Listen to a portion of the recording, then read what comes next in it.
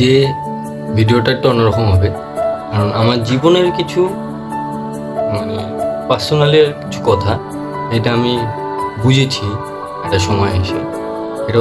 এটা হচ্ছে ছোটোবেলায় বাড়ির বড়রা গুরুজনরা সব সময় বকাবকি করতো, পড়াশোনা করতে বলতো, খেলতে যাস না, এই সময় করিস না, এদের সাথে মিলিস না, এরা ভালো না, এই না, অনেক রকম অনেক কিছু বলতো। তো আমরা তখন পারতে দিতাম না, আমাদের কিরম লাগতো, ধুর সারাদিন বলে কি বকাবকি করে, ভালো লাগে না, সবসময় গার্ডে রাখে।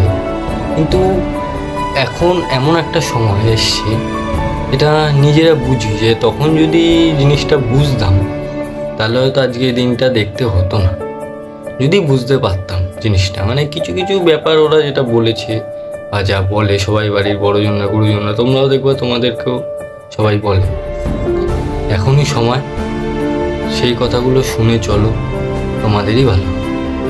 কারণ সামনে যা দিন আসছে এখন খুব খারাপ দিন। তারা যা বলে এটা শুনে চলা উচিত। আমি এখন বুঝি যে তখন যদি শুনতাম বা নিজে গার্ডে থাকতাম, নিজে গার্ডে থাকতাম, তাহলে হয়তো অনেক ভালো হতো। সেই সময় এখনও যায়নি বস। তোমরা এখনও পারবে, তোমরা নিজেরা চেষ্টা করো, গার্ডে রাখার নিজেদেরকে নিজে চেষ্টা করো। তারা যা বলছে সেটা বুঝে কিছুটা হলেও করার চেষ্টা করো। তারা কেন বলছে, এখনও সময় যায়নি বস।